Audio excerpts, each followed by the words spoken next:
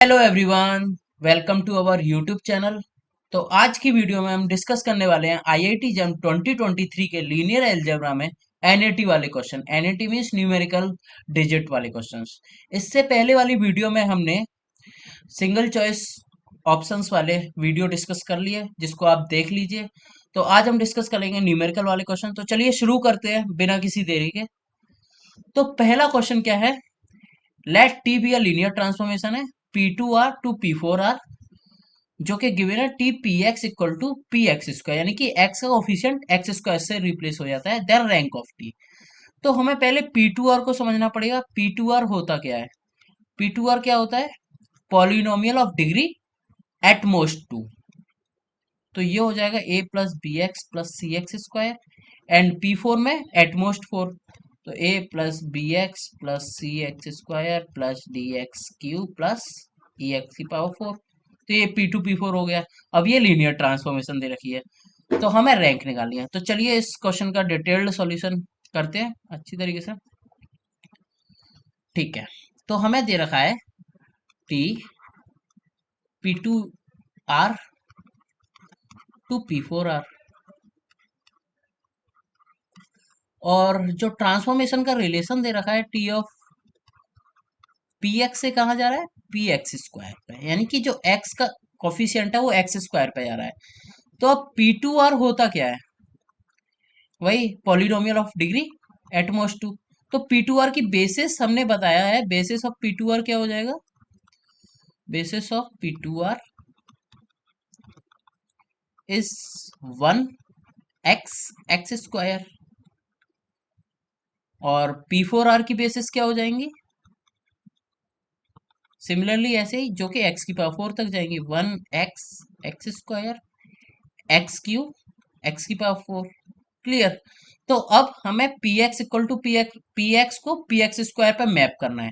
तो ठीक है, पी एक्स में हम बेसिस वाले एलिमेंट डालेंगे, तो पी वन किसके बराबर होगा? पी वन, यानी कि पी वन का स्क्वायर आ जाएगा, वो किसके बराबर होगा? वन ही हो जाएगा वो तो। क्लियर? ठीक है। अब पी एक्स, एक्स किसके बराबर आएगा? एक्स स्क्वायर के। ठीक है, तो ये एक्स स्क्वायर हो जाएगा। अब पी, अब यहाँ पे क्या है? X square. तो एक्स स्क्वायर किसको मैप कर रहा है? एक्स की पावर, एक्स स्क्वायर का स्क्वायर हो जाएगा, तो यानी कि एक्स की पावर फोर को आ जाएगा। ठीक है, तो पी वन वन को मैप कर रहा है, पी एक्स एक्स स्क्वायर को, पी एक्स स्क्वायर एक्स की पावर फोर को। अब इसको हम मैट्रिक्स फॉर्म में लिखेंगे। तो मैट्रिक्स फॉर्म में लिखने के लिए पहले इसको इस टाइप से मैं लिख लेता हूँ, one plus zero into x plus zero into x square plus zero into X Q and zero into x की पावर फोर। सारे कोफिशिएंट जीरो हैं। ओके, तो मैट्रिक्स क्या होगी? इस वाली जो मैट्रिक्स होगी इसका ट्रांसपोज मैट्रिक्स बनती है, ये हमको पता है। तो ये क्या बनेगा?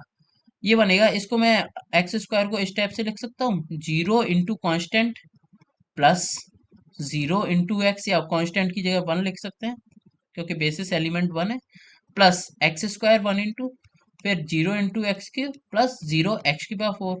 सिमिलरली इसको भी यही लिख सकते हैं, zero into one plus zero dot X plus zero dot X square plus zero dot X cube plus X की पावर फोर। क्लियर? अब इसका जो मैट्रिक्स बनेगा वो ये बनेगा, one zero zero zero zero. यहाँ पे बनेगा zero zero one zero zero, और ये zero zero zero zero one. इसका ट्रांसपोज जो होता है हमारा इस लीनियर ट्रांसफॉर्मेशन का मैट्रिक्स होता है, तो उसको मैं ट्रांसपोज ले लेता हूँ, one zero zero zero zero zero zero one zero zero. अब आएगा zero zero zero zero one. तो ये जो कॉफिशिएंट है कांस्टेंट वाले हैं वन, यानी ये एक्स वाले कॉफिशिएंट है, ये एक्स स्क्वायर वाले हैं, ये एक्स क्यू वाले हैं, एक्स की पावर फोर है। इस वाली में क्या था? ये रो कॉलम वाइज थे, x X square X cube X की पावर फोर। तो हमारी जो मैट्रिक्स बन गई फाइनली ये बन गई। क्लियर? टी मैट्रिक्स से आ गई। हमें फाइंड क्या करना था? इसकी रैंक। तो हमें क्लियरली दिख रहा है इसमें थ्री इंडिपेंडेंट एल आई रो दिख रही हैं। देखो ये ये, और इसका जो वो है ऑर्डर है वो क्या है? Five cross three. तो रैंक जो होगी थ्री से छोटी, थ्री या थ्री से छोटी होगी। एक तो ये है, और लेकिन हमें तीन एल आई रो दिख गई, तो इसकी रैंक क्या हो जाएगी, सिंपली थ्री हो जाएगी। तो आंसर हमारा इस क्वेश्चन का क्या हो जाएगा, आंसर हो जाएगा थ्री। इस क्वेश्चन का आंसर हो जाएगा थ्री। तो चलिए नेक्स्ट क्वेश्चन की तरफ बढ़ते हैं। क्वेश्चन ये है, ये काफी अच्छा क्वेश्चन था, इसमें एक रिजल्ट यूज होना था डायरेक्ट। ए मैट्रिक्स दे रखी है 1 1 0 0 1 1 1 1 1 3 1 1 4 4 4। अब इसमें बोल रखा है बी 5x5 रियल मैट्रिक्स है, such that A B zero matrix आ रही है, यानी कि ए बी क्या आ रहा है, zero matrix. Then the maximum possible rank of B. तो हमें एक रिजल्ट पता होना चाहिए। ये रिजल्ट होता है rank of A plus rank of B minus rank of A B is less than equal to N. और यहाँ पे एन क्या होता है, let us suppose A M cross N order की मैट्रिक्स है, B N cross K order की matrix है। तो ये जो एन होता है ना, कनेक्टिंग फैक्टर बोलते हैं इसको, जो मल्टीप्लीकेशन में वो होता है एन। तो अब इसको चलो डिस्कस करते हैं। तो ए मैट्रिक्स को मैं उतार लेता हूं पहले। जो ए मैट्रिक्स थी वो क्या थी, एक बार देख लेते हैं।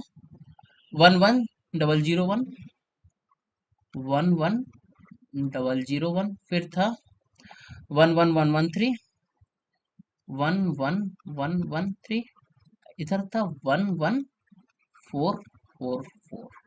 क्लियर, ये है मैट्रिक्स बी, मैं सॉरी मैट्रिक्स है। अब बी ऐसे ही दे रखी है जिससे ए बी क्या हो रहा है, जीरो मैट्रिक्स बन रही है, तो इसको मैं जीरो डायरेक्ट लिख सकता हूँ। अब हम अपने रिजल्ट का यूज करते हैं, rank of A plus rank of B minus rank of A B is less than equal to N. तो एन क्या है, कनेक्टिंग फैक्टर। ये किस ऑर्डर की मैट्रिक्स है, 3 क्रॉस 5। और बी किस ऑर्डर की मैट्रिक्स है, 5 क्रॉस 5। तो 3 क्रॉस 5 और 5 क्रॉस 5 का हम मल्टीप्लाई करेंगे, तो क्या कनेक्टिंग फैक्टर आ रहा है, 5। तो एन की वैल्यू क्या आ गई, 5। एन की वैल्यू मिल गई, ए रैंक ऑफ ए भी जीरो हो जाएगा क्योंकि जीरो मैट्रिक्स है। अब मैं रैंक ऑफ ए निकालना है, ठीक है।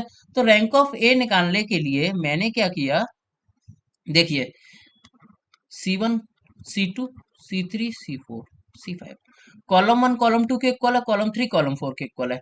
तो मैंने ऑपरेशन लगा दिया, column two goes to column two minus column one, and column four goes to column four minus column three. Column operation लगाया है, देखिए तो क्या बन जाएगा, 1 1 1 0 0 0। फिर बन जाएगा कॉलम थ्री, तो यही आएगा 0 1 4, और फिर ये 0 0 0 बन जाएगा क्योंकि इक्वल है, एंड ये 1 3 4। क्लियर, इसके मैं रैंक निकालनी है। तो हमें साफ साफ दिख रहा है C1 C3 C5 L I column है। एल आई कॉलम मीन्स इसकी रैंक जो हो जाएगी, रैंक ऑफ ए थ्री हो जाएगी, ठीक है। तो रैंक ए की थ्री हो जाएगी, रैंक ऑफ बी हमें निकालना है, और rank of A B zero matrix है, तो डेट मीन्स इसकी रैंक जीरो हो जाएगी। क्लियर, ये 5 हो गया। तो रैंक ऑफ बी क्या आ गया, 5 - 3। रैंक ऑफ बी क्या आ गया, यहाँ से 2 आ गया। तो rank of mu at most 2 हो सकती है और मिनिमम 0 हो सकती है। तो हमें मैक्सिमम पॉसिबल रैंक बतानी थी, तो maximum possible rank of B क्या हो जाएगा, 2 हो जाएगा। इस क्वेश्चन में बहुत इजी क्वेश्चन था, लेकिन हमें ये वाला कॉन्सेप्ट आता होगा तो 2 मिनट में हो जाएगा, नहीं तो फिर टाइम लग सकता है इस क्वेश्चन में। तो चलिए अब नेक्स्ट क्वेश्चन की तरफ बढ़ते हैं। नेक्स्ट क्वेश्चन है, W be the subspace of M3R consisting of all matrices with the property that sum of the entries in each row is 0। इसमें क्या बोल रहा है कि सारी रो की एंट्रीज का सम जीरो है, and the sum of entries of each column is zero, then the dimension of W। ये क्वेश्चन हमने मेमोरी बेस्ड वाले में भी डिस्कस किया था, अब हम दोबारा भी कर रहे हैं, देखते हैं। तो इसमें क्या दे रखा है, 3 क्रॉस 3 मैट्रिक्स है, M3 क्रॉस R। तो चलिए डिस्कस करते हैं इस क्वेश्चन को। तो जो ए मैट्रिक्स है M3R से, यानी कि 3 क्रॉस 3 मैट्रिक्स ऑर्डर किया है। तो मैंने एक जनरल मैट्रिक्स लिखी थी 3 क्रॉस 3 की, A B C D E F and GHI। Clear,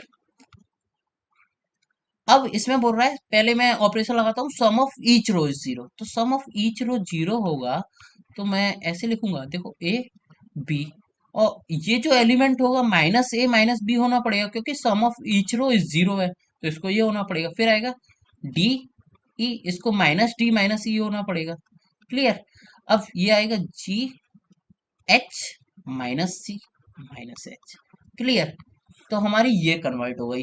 अब इसी में ऑपरेशन लगेगा sum of each column is zero. तो इसमें लगाने की बजाय मैं इसमें लगा देता हूँ, क्योंकि ये इसके सिंपलीफाई फॉर्म है। इसमें एल ये वाले वेरिएबल कम हो गए, घट गए, सी एफ आई। तो इसमें हम लगाते हैं। तो इसमें आप देखो, ध्यान से देखना, ए डी, ये क्या आ जाएगा, माइनस ए माइनस डी, तभी जीरो होगा कॉलम।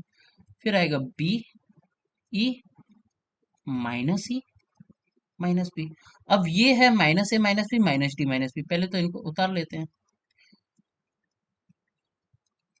अब इनका सम जीरो होना चाहिए, तो माइनस जी माइनस एच की जगह इनका सम आ जाएगा। तो ये क्या आ जाएगा, A plus B plus D plus E. Clear. अब हम एक बार वेरीफाई कर लेते हैं sum of each row and each column zero हो रहा है कि नहीं। ये जीरो हो रहा है, ये जीरो हो रहा है। अब इधर देखते हैं, minus A minus D minus B minus E. तो ए ये रहा, डी ये रहा, कैंसिल हो जाएगा। बी और ई ये रहे, कैंसिल हो जाएगा। तो सम ऑफ ईच रो भी जीरो हो रहा है, कॉलम भी देख लेते हैं, ए डी ये जीरो हो जाएगा, ये भी जीरो हो जाएगा, ये तो अभी निकाला है, तो सारा जीरो हो रहा है। अब हमें इसकी क्या निकालनी है, डायमेंशन। तो डायमेंशन के लिए क्या देखते हैं, इंडिपेंडेंट वेरिएबल देख लो कितने अननोन है। एक ये अननोन है, ए बी डी ई, चार ही वेरिएबल आ रहे हैं। तो इसका आंसर क्या हो जाएगा, डायमेंशन ऑफ ए क्या हो जाएगी, सिंपल चार। अब इस क्वेश्चन में पूछ क्या कह सकते हैं आईआईटी जब वाले, इसकी हम बेसिस पूछ सकते हैं, व्हाट इज द बेसिस। तो ए की जगह वन रखना पड़ेगा, बाकी की जगह जीरो, फिर बी की जगह वन, बाकी की जगह जीरो, जो कि आसानी से निकाल सकते हैं। डिटर्मिनेंट भी पूछ सकते हैं इन टाइप की मैट्रिक्स का। तो बहुत क्वेश्चन बन सकते हैं, लेकिन हमसे डायमेंशन पूछा था, तो आंसर फोर हो जाएगा। ठीक है, तो इस क्वेश्चन का आंसर क्या हो गया, फोर। नेक्स्ट क्वेश्चन की तरफ बढ़ते हैं। तो इस क्वेश्चन में क्या पूछा है, तो maximum number of linearly independent eigen value of matrix. तो इसमें पूछा है लीनियरली इंडिपेंडेंट आइगन वेक्टर क्या होना चाहिए। तो आपको पता होना चाहिए लीनियरली इंडिपेंडेंट आइगन वेक्टर किसके इक्वल होते हैं, geometric multiplicity with respect to lambda. जितनी भी ज्योमेट्रिक मल्टीप्लिसिटी होंगी ईच लैम्डा के रिस्पेक्ट में, उन सबका sum L I eigen vector होता है। चलिए इस क्वेश्चन को डिस्कस करते हैं, हमें ज्योमेट्रिक मल्टीप्लिसिटी निकालने की जरूरत पड़ेगी। देखिए, 1 2 0 0, 1 2 0 0, 0 0 3 0 एंड 0 0 1 3। ओके। आप इस मैट्रिक्स की खास बात देखिए, इसमें आइगन वैल्यू वैसे तो टफ टास्क होगा, 4x4 मैट्रिक्स है, लेकिन ये बॉक्स डायगोनल मैट्रिक्स है। तो बॉक्स डायगोनल मैट्रिक्स को कैसे सॉल्व करते हैं, इसकी आइगन वैल्यू निकालिए, इसकी आइगन वैल्यू निकालिए, और दोनों की आइगन वैल्यूज जो होंगी वो पूरे मैट्रिक्स की आइगन वैल्यूज होंगी। तो हमें क्या करना है, इस सब मैट्रिक्स की आइगन वैल्यू निकालनी है और इसकी निकालनी है। तो पहले मैं ऊपर वाली की निकालता हूँ, जो कि है 1 2 एंड 1 2। तो डिटर्मिनेंट एक्स आई माइनस ए करना है हमें। तो एक्स आई माइनस ए करेंगे, क्या आ जाएगा, देखिए, x-1 -2 -1 x-2। डिटर्मिनेंट खोलेंगे, तो x-1 x-2 +2 = 0। ये क्या आ गया, x² -3x +2, यहाँ पे सॉरी -2 आएगा, -2 =0। तो ये आ गया x² -3x =0। तो यहाँ से x की वैल्यू क्या आई, 0,3, यानी कि लैम्डा की दो आइगन वैल्यू क्या होंगी, 0,3। मैट्रिक्स है कि दो आइगन वैल्यू ये होंगी। अब इस वाली मैट्रिक्स को डिस्कस करते हैं, 3 0 0, वो सॉरी 1 3। देखते ही पता चल रहा है ये लोअर ट्रायंगुलर मैट्रिक्स है, तो डायगोनल एंट्रीज आइगन वैल्यू हो जाएंगी। तो इसकी आइगन वैल्यू क्या हो जाएंगी, लैम्डा 3 3। नहीं तो आप इस वाले फॉर्मूले से निकाल भी सकते हैं, एक्स आई माइनस ए, तो x-3 का होल स्क्वायर आएगा, तो वहां से भी 3 3 आएंगी। तो टोटल आइगन वैल्यू इसकी क्या हो गई, 0 3 3 3। अब देखिए, इसकी अलजेब्रिक मल्टीप्लिसिटी ऑफ लैम्डा =0 की क्या होगी, 1 हो जाएगी, क्योंकि एक ही बार अकर हो रही है। लैम्डा =3 की क्या होगी, 3 हो जाएगी।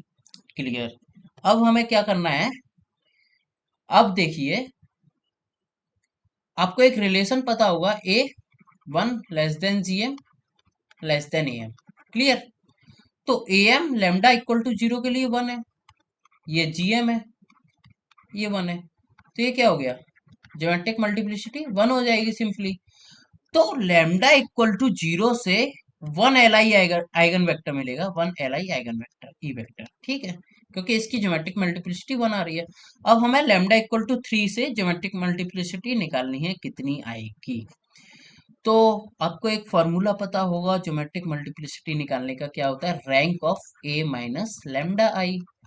लेमडा क्या है, 3 है, क्योंकि हमने 3 के रेस्पेक्ट में निकालनी है। तो ए माइनस लेमडा आई की मैट्रिक्स बनाते हैं, तो 1 माइनस 3 माइनस 2, 2 0 0, फिर आएगा 1, 2 माइनस 3 माइनस 1, 0 0, फिर आएगा 0 0 और 3 माइनस 3 0, फिर 0 0 0 1 0।